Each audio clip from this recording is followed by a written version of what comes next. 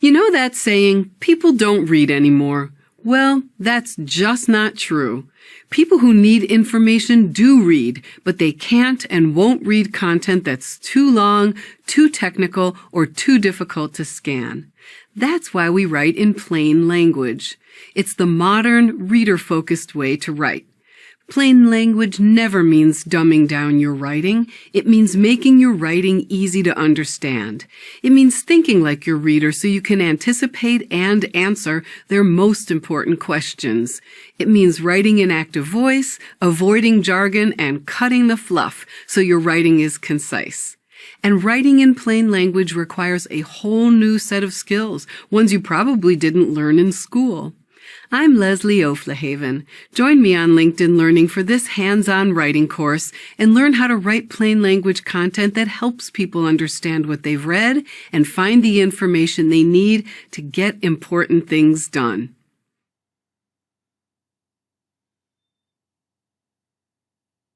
If you ask me, plain language is a wonderful thing with a not-so-wonderful name. When they hear plain language, some people think simplified language, or basic language, or even dumbed-down language, but that's not what plain language is at all. Plain language is many things, so let me break it down for you.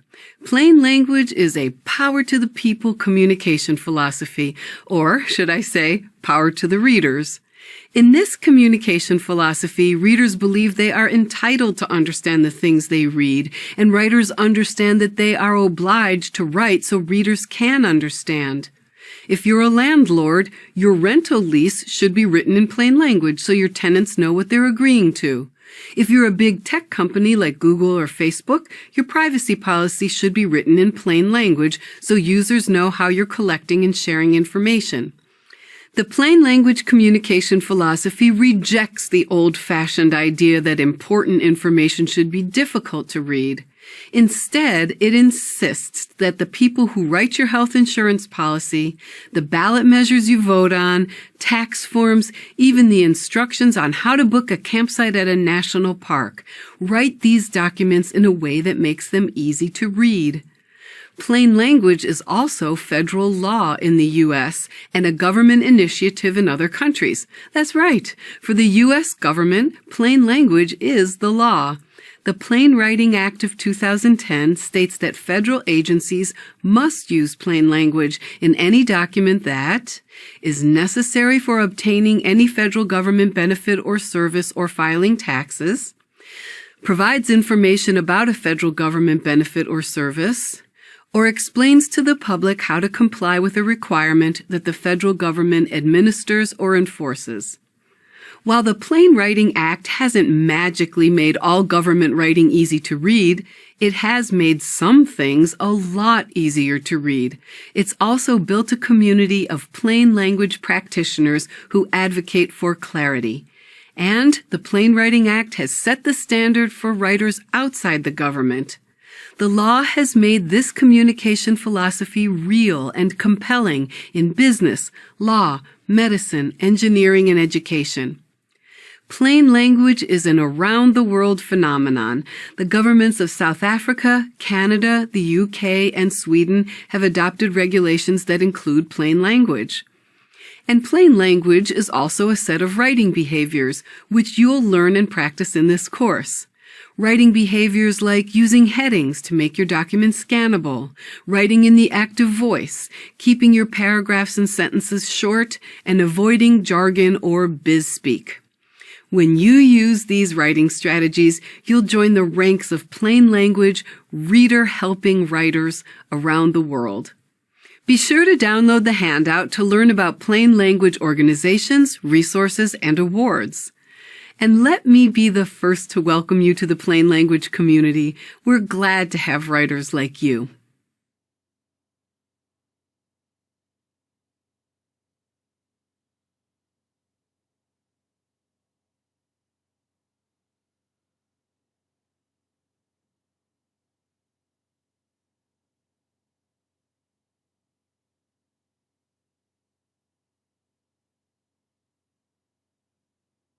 You've probably been taught to focus on what you are going to tell people in your writing, but plain language is different.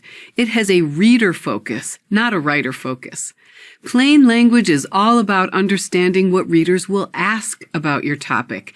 It's about anticipating and answering your readers' questions.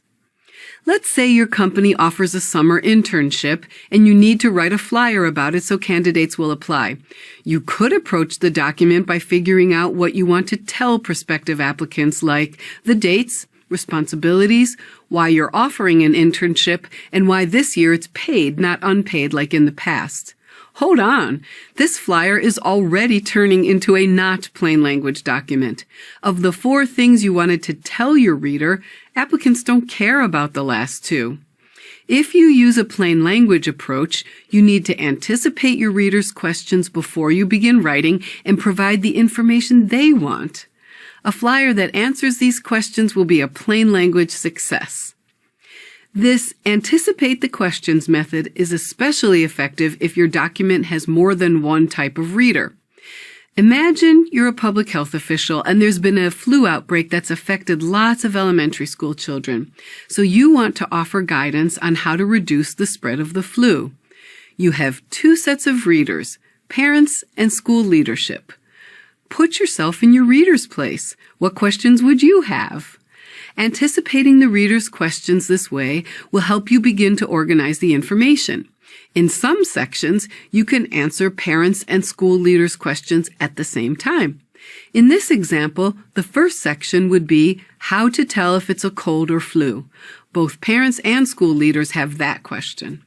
The next section would be when should children stay home? And again, parents and school leaders will have similar questions. As you go through this process, you may find you need to answer a few of the questions separately. It's the ultimate form of respect to think of your readers as people who have questions you will answer. This plain language mindset will help you write on-topic, useful documents that make your readers think, yes, that's exactly the information I need.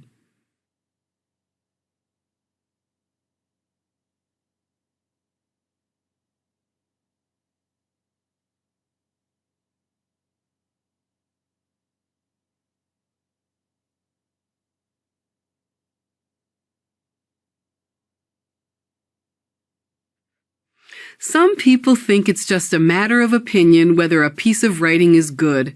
They think, well, the way I wrote it was fine, but my boss just wanted it her way, so I had to rewrite the whole thing. But plain language isn't arbitrary at all. In plain language, a piece of writing works if your readers can act on it. If they can easily use what you've written to do what they need to do, you're a plain language success. So, how do you write content that helps your readers know what to do? Let me give you some tips. Tip number 1. Feature the action in the title or main heading of your document. Let's say you're writing an email to market a webinar your company is hosting. Which of these subject lines or titles helps emphasize the action? That's right.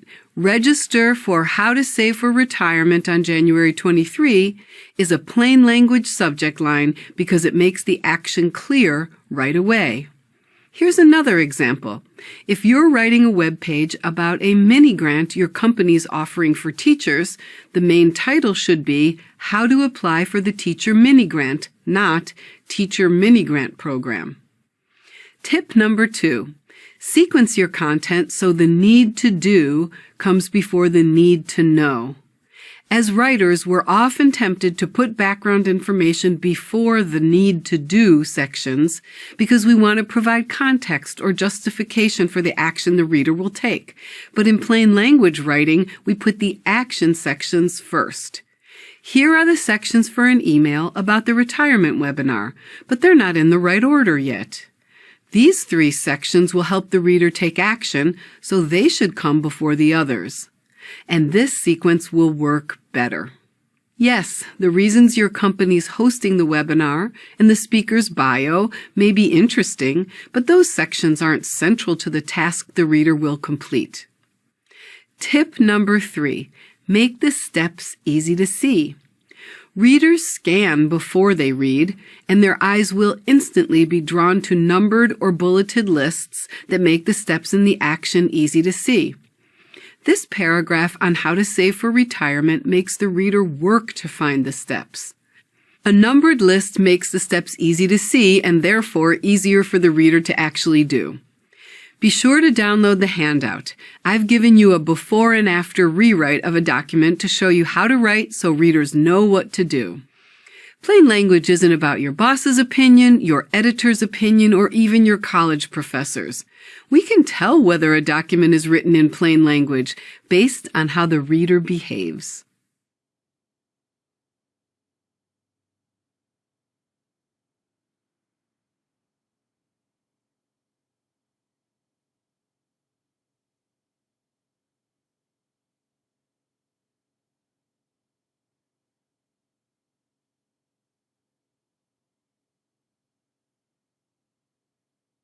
Have you ever heard the saying, put the bottom line up front?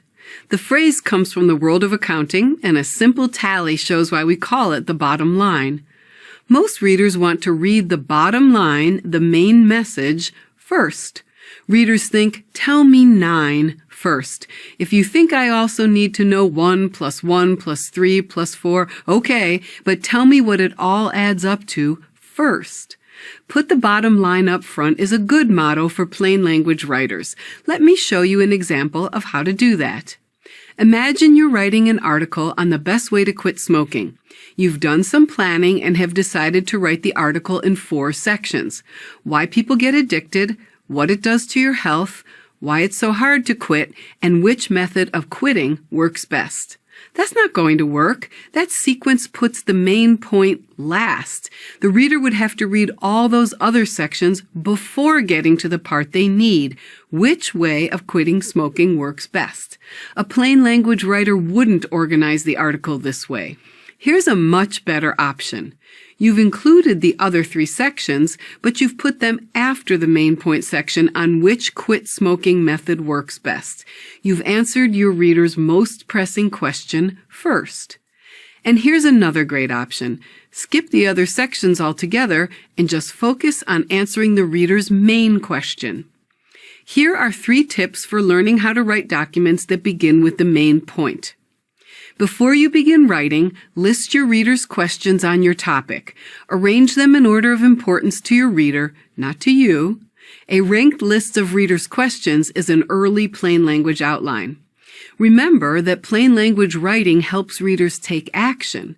Readers want to use what they read, so feature the Get Stuff Done sections and whenever possible, eliminate the rest. Rethink. Don't just reuse the information sequence you've inherited from an earlier version of the document. Lots of business writing involves reusing previous versions of a report, email blast, or tip sheet. But plain language writers take time to rethink whether the old version puts the main message first. Let's say, for example, that you have to update the donate webpage for your nonprofit organization. The old version starts with 2 paragraphs about the founders of your nonprofit who have now retired. You don't need to keep those opening paragraphs in your updated version. The reader's main question at a website's donate page is, why should I donate to this organization? So you should answer that question first. Cut the 2 paragraphs about the founders, or you can move them to the About Us page, but don't leave them on the Donate page just because they were already there. Plain language writers have a how can I make things easy for you attitude toward their readers. Instead of thinking about the points they want to make, they think about the information their readers want and need.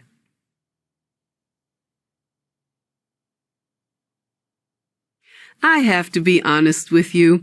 Your readers don't want to read your entire document. They really don't. And you know what? I'll bet that doesn't come as a complete surprise. Your readers are just like you and me. They want to scan documents to find the information they're looking for. When readers scan, they choose how much or little to read and in what order. So to be a great plain language writer, you've got to provide scannable features. One way to do that is with headings. You probably know what a heading is, but for learning's sake, A heading is the title for a section of a document, email, or web page. Most writers bold the headings so they'll stand out. I'm going to show you two versions of a short proposal, one without headings and one with them. Here's version A. One quick glance and you can see how the lack of headings gives readers an all or nothing choice. Read all the paragraphs to find what they need or read nothing. Version A requires a lot of effort. Here's version B with headings. Much clearer.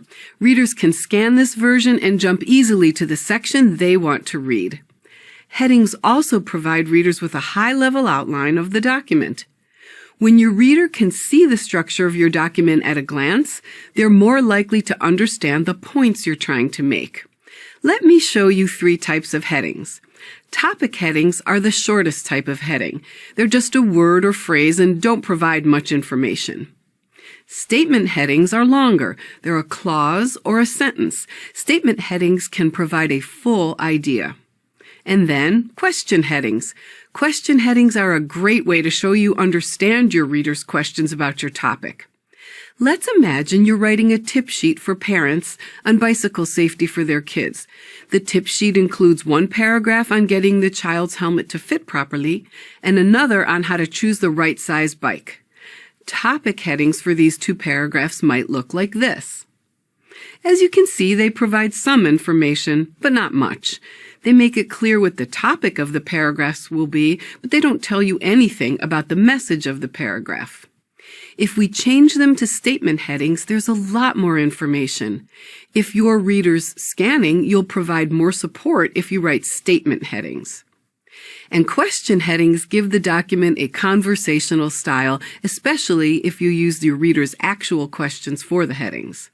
Some people hold an outdated anti-heading attitude about writing. They believe that important documents or content should look important. Well, it's time to get over that. Plain language writers aren't oversimplifying their topic. They're helping their readers find the information they need.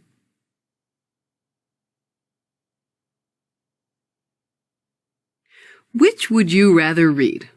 This paragraph or this, a bulleted list? Bulleted lists play an important role in plain writing because they're easier to read than long sentences or paragraphs. The bullet, that simple little black dot, shows the relationship between the smaller ideas, the ones that are bulleted, and the larger idea, the lead-in statement. Bullets also convey that the items in the list are comparable and that they relate to the lead-in statement in the same way. Yep, that little simple black dot does a lot of work. Now, keep in mind that a bulleted list attracts the reader's eye like a magnet, so you've got to write your lists properly. First, use a strong lead-in statement. The lead-in statement is the controlling idea of the list, so choose a clear idea expressed fully. Second, use consistent capitalization and punctuation. Most of the time, you'll begin each bulleted item with a capital letter, and you'll omit end punctuation unless each item is a full sentence.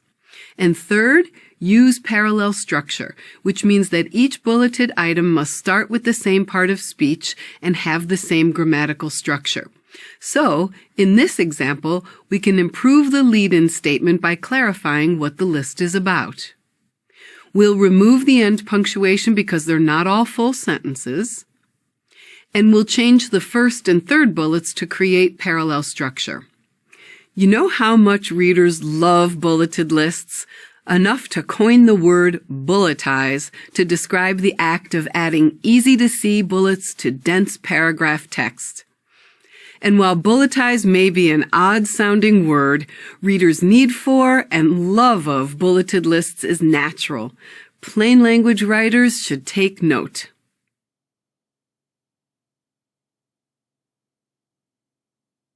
Let's imagine you are the world's most avid do-it-yourselfer, and you're going to make your own electric guitar. You're reading an article about the supplies you'll need, and it contains this paragraph. Well, there's really nothing wrong with the paragraph. It's not the easiest read for a person who wants to make a shopping list.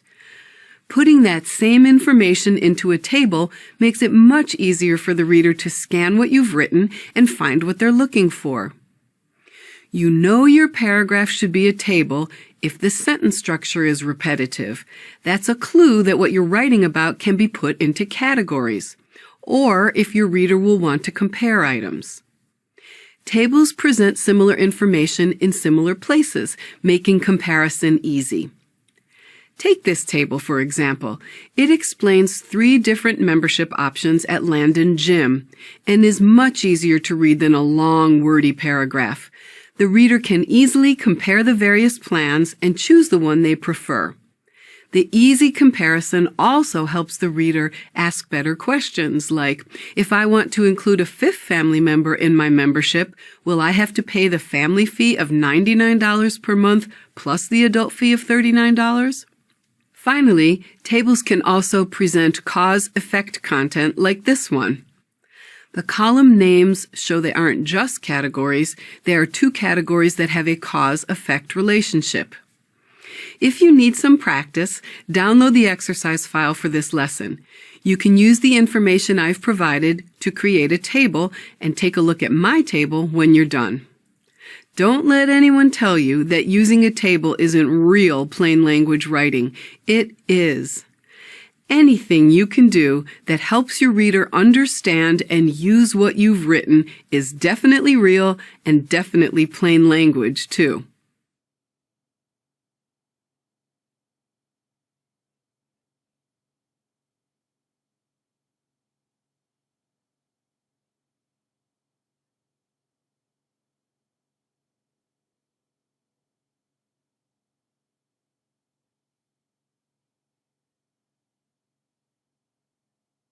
Want to know the simple 3-letter word that can work plain language magic on your writing? It's the word you. This little word lets you speak directly to your reader. It gives your writing a personal tone and helps you make a connection. Let me give you an example. Imagine you want to apply to graduate school, but you need to know if you're eligible. The university's website says, to be considered for graduate admission, applicants must meet the following requirements. Well, of course, most people who read this are prospective applicants, so let's write it in plain language and make a connection. Now, I can already tell some of you are gearing up to object to addressing the reader as you. Maybe your college writing professor told you that's not business professional. Well, it's time to put that advice aside, because when writing in a modern, plain language style, even at work, addressing the reader as you is a well-accepted practice. In fact, it's out of style to refer to the applicant or the user when the word your reader needs is you. So, now the question is, how do we address the reader as you when we're writing for more than one type of reader? Can a 3-letter word be stretched that far? Yes, it can. There are 2 options. Let's see how they look in our university example. In the first, the word you refers to the most common reader, and add a descriptor when you're referring to a subgroup or a less common reader. The second option is to use the word you to refer to the reader, but group the content to show when you're writing to different types of readers. If your reader was sitting right across the desk from you, would you refer to them as the applicant, the vendor, or the citizen? Of course not. You'd look them in the eye, smile, and refer to them as you. The same strategy works in plain language writing. Addressing the reader as you is the direct eye contact of writing.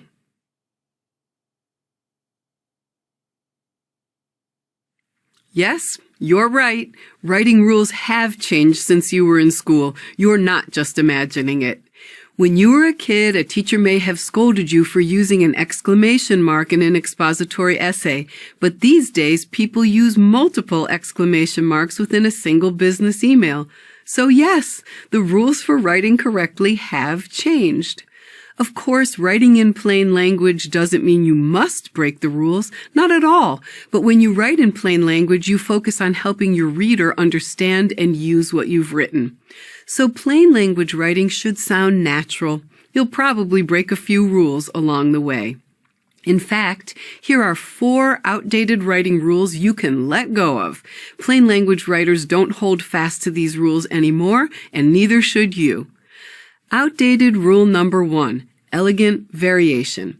Elegant variation is the writer's intentional use of synonyms to give their writing variety. A teacher in your past may have marked up your draft saying, "Don't call it the blue sky every time. Use elegant variation and call it the azure firmament once and the indigo heavens next." Well, variation for variation's sake ends up being annoying at best and confusing at worst. In plain language writing, we would never arbitrarily substitute a term just to keep a sentence fresh. Let's say you work for a healthcare company and you're writing web content that explains how to choose a doctor. Imagine how confused people would be if you referred to choosing a doctor, a healer, a healthcare provider, and a physician. Elegant variation isn't elegant. It's outdated and confusing. Outdated rule number 2, never begin a sentence with the word but, and, or any other conjunction. That used to be a hard and fast rule, but not anymore. It's acceptable now to write sentences like these. In the world of plain language, the second sentence is grammatically acceptable, and starting with the word but puts a fresh, sharp emphasis on the costs of waiting to save. Outdated rule number 3, never end a sentence with a preposition. In the past, people were taught it was always wrong to end a sentence with a preposition like upon. So to avoid doing that, they'd write contorted sentences like this one. No one talks like that, and writing that way sounds forced. Plain language writing shouldn't be forced. These days, most plain language writers agree it's okay to end a sentence with a preposition. Does ending with upon bother you in this sentence? No? Me either. Outdated rule number 4, never use contractions in business writing. This grammar rule is as outdated as the fashion rule, always match your belt to your shoes. Contractions are only slightly less formal than the full form of the verb. You are not slouching if you use can't instead of cannot. In fact, using contractions makes your writing sound more natural, more conversational, which in turn makes it easier for readers to engage with the points you're making. Download the handout and learn more about which rules are in and which are out. Yes, there are tons of rules for writing correctly that are still firmly in place, like start sentences with a capital letter, make sure the subject and verb agree, and avoid misplaced modifiers. Plain language follows those rules. Remember, we're talking modernization of rules here, not a complete insurrection.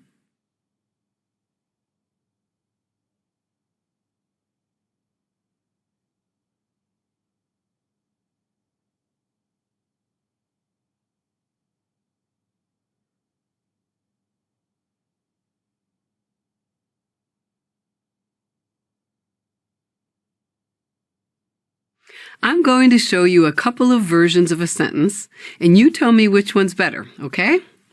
Version A. Contact information must be provided for references and employers when Form 123 is completed. Or version B. Your references and employers must provide their contact information when they complete Form 123. Version B is better, right? That's because version B is written in active voice. Active voice is a sentence structure where the grammatical subject of the sentence is doing the action of the verb. In this active voice sentence, the subject of the first clause, references and employers, is doing the action of the verb provide. The subject of the second clause, they, is doing the action of the verb complete. The active voice sentence makes clear who should complete the form. Writing in the active voice isn't hard. In fact, the grammar checking software you use will prompt you to change passive voice sentences to active voice sentences. So, why is writing sentences in active voice a plain language issue? Because active voice makes clear who should take action or who has taken action. Let me give you a couple of examples. First, active voice sentences clearly explain who should take action. Let's imagine you bought a table online and when it was delivered, the table was scratched. You email the manufacturer to complain. You want them to pay for the repair. If their reply included this passive voice sentence, photo documentation of the damage must be submitted, that's confusing. Should you submit the documentation? Should the delivery company do it? While that passive voice sentence is grammatically correct, it avoids giving the information the reader wants the most. This active voice reply is much clearer. You must submit photo documentation of the damage. And the second reason active voice sentences are clearer is they show who has taken action, who did what. Here's an example of how active voice shows who has taken action. You've interviewed for a job but haven't received an offer. You write a follow-up email to the executive who interviewed you, and they respond with this passive sentence. The job search has been called off. Did the executive call off the job search? Was it someone else? The active voice sentence is much clearer and more honest. The hiring manager called off the job search. Most plain language writers work hard to write an active voice as often as possible. They know that readers want to easily understand who is doing what, and active voice sentences meet that need. They understand why a passive voice sentence sounds evasive, while the active voice version sounds candid. Need more practice in recognizing passive voice and writing an active voice? Download and work through the exercise file. Once you've completed it, you'll have a solid understanding of active voice, and you'll know exactly what to do when the grammar checker gives you a squiggly line.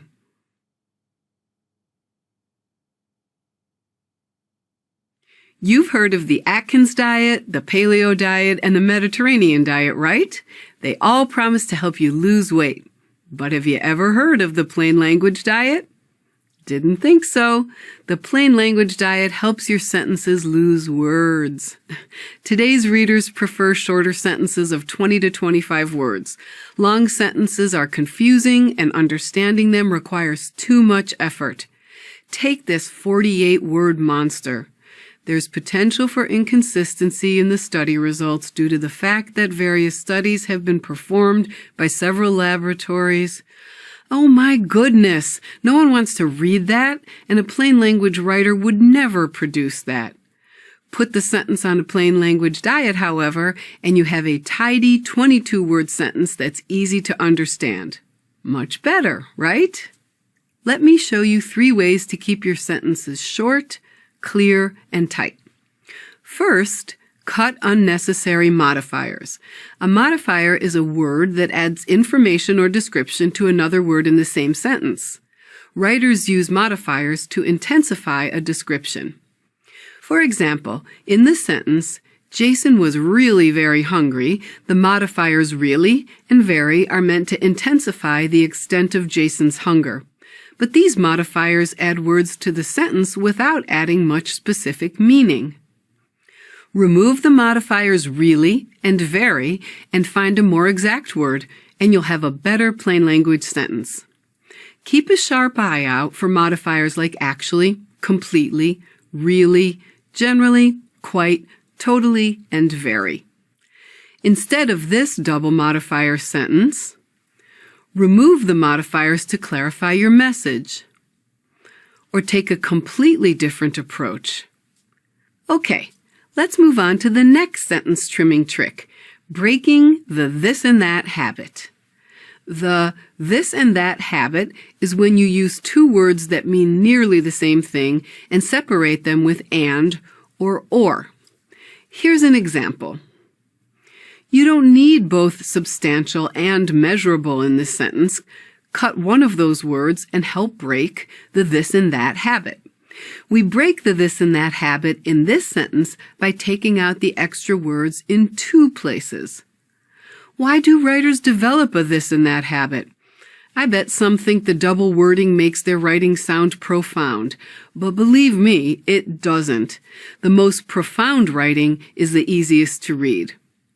Another way to shorten sentences is to replace their and it as the subject of the sentence. When you start a sentence with the words there are, there is, or it is, those pronouns become the grammatical subject of the sentence, often displacing the actual subject of the sentence. Removing the there are from this sentence is easy. In this sentence, we'll remove the word people, the real subject of the sentence, and use the word must instead of it is important. By using the verb must, we can remove the it is from this sentence. We've made the sentence 4 words shorter and a lot clearer. Download the exercise file and practice streamlining your sentences. Because while dieting is never easy, putting your sentences on a diet is easier than you think.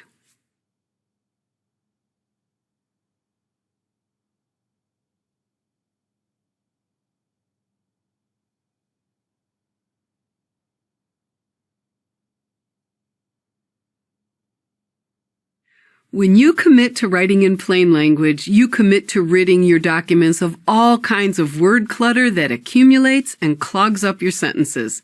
Clearing out this clutter is like cleaning out your closet. It's easier to do if you don't let it get full of junk in the first place. One kind of clutter you must clear out is technical jargon, which is the language specific to a group or profession. For example, if you're a mortgage lender, this sentence is crystal clear. You understand the jargon terms amortization and balloon payment because you're in the banking profession. But if you're writing for prospective borrowers, these jargon terms can cause confusion. Maybe they're learning about mortgages for the first time, or they've borrowed before, but it's been a while. To write in plain language, you should use non-technical substitutes for the jargon terms, or explain the terms in the sentence, like this.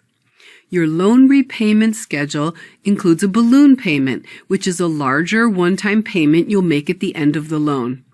Now the sentence is both accurate and understandable to all its intended readers, even if they aren't bankers.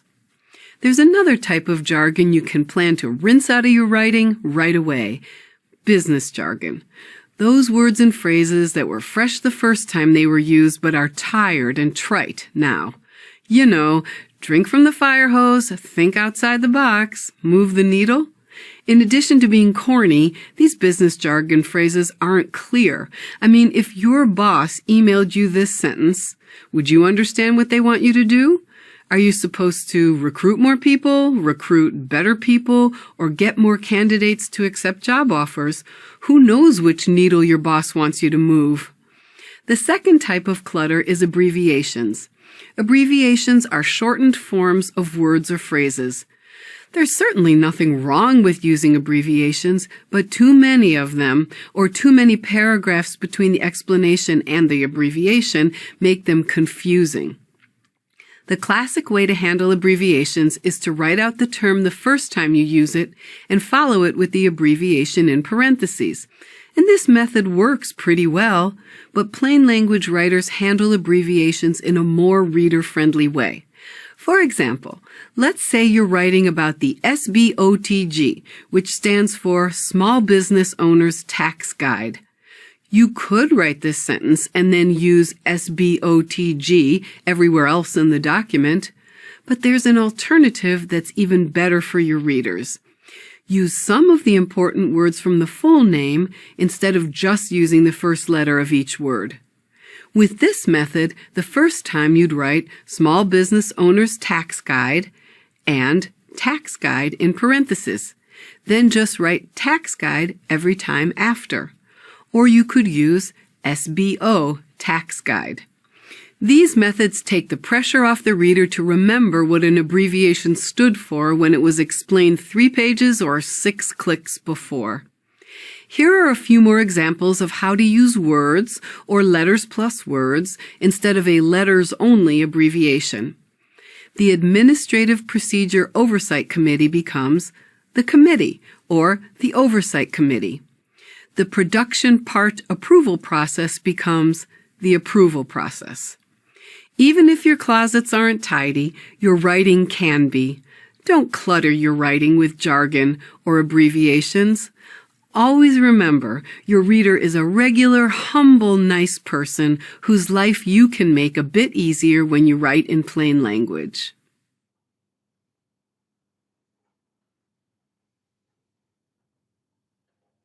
If you're going to become a first-class plain language writer, you have to become an anti-wordiness crusader. You must not tolerate any wording that makes sentences bloated. So let's take a look at 2 bad writing habits that make your sentences longer and harder to read. Fix these 2 problems and you'll take a huge burden off your reader. The first habit to break is writing sentences that have noun strings. What's a noun string? It's a series of consecutive nouns where all the nouns but the last one function as adjectives. Confusing, right? Well, let's take a look at an example. The committee met to discuss the draft immigrant tenant rights protection regulations. While this sentence is grammatically correct, it's really hard to read because all the nouns before regulations are actually functioning as adjectives. The words draft, immigrant, tenant, rights, and protection all describe regulations, but the reader can get lost in the shift from nouns working as adjectives to the final noun, which is, well, working as a noun. There are 2 ways to fix a noun string. One is by breaking up the string by using prepositions or articles such as to and for. For example, the committee met to discuss draft regulations to improve protection for immigrant tenant rights. When I break up the noun string with the prepositions to and for, it gets a little longer, but it's much easier to read. Even someone new to the topic will understand the revised version. The other way to fix a noun string is to convert some of the nouns into verbs. Let's go back to the original sentence. Now, I'll convert the noun protection to the verb would protect. Better, right? The second bad sentence habit to break is smothered verbs, a very dramatic term for a mundane bad writing habit. The term refers to smothering a verb by turning it into a noun. When you smother a verb this way, you then need to use a helping verb to express action, which makes your sentence longer and duller. Here's an example of a sentence with a smothered verb. In this sentence, the writer has smothered the verb suggest by using it in its noun form, suggestion. That's forced the writer to choose the dull verb is. Here's a much better version of the sentence, in which the verb suggest has been unsmothered. The revised version is shorter, and the verb suggest gives the sentence energy. How can you recognize verbs in the smothered noun form? One way is to look for these endings. So, for example, inform is the verb form of information. Agree is the verb form of agreement. Prefer is the verb form of preference. So in this sentence, information is the smothered form of the verb inform. And this one is improved by using the verb. In this sentence, the verb agree is smothered. And, again, change the way we use the verb form of the word, and it's a better sentence. I've put together a handout for you so you can practice editing noun strings and smothered verbs. Download a copy from the exercise files. If you're going to become a first-class plain language writer and an anti-wordiness crusader, break the habit of noun strings and unsmother your verbs. Your readers will appreciate it.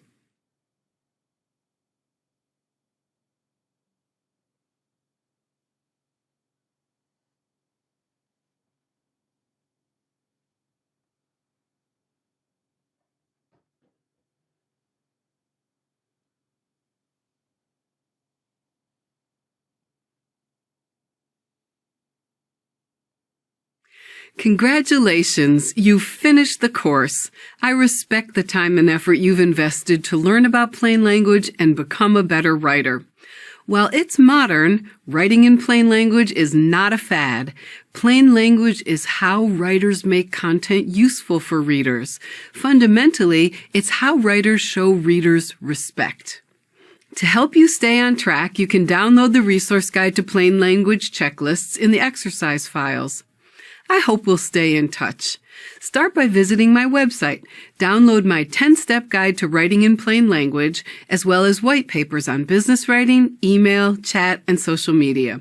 Then subscribe to my newsletter to get monthly tips about how to be a better writer. In addition to online training, I offer on-site, in-person plain language courses that are customized to your company's needs so your whole team can participate in an eWrite course. Or you can send me an email or connect with me on LinkedIn. I look forward to hearing from you.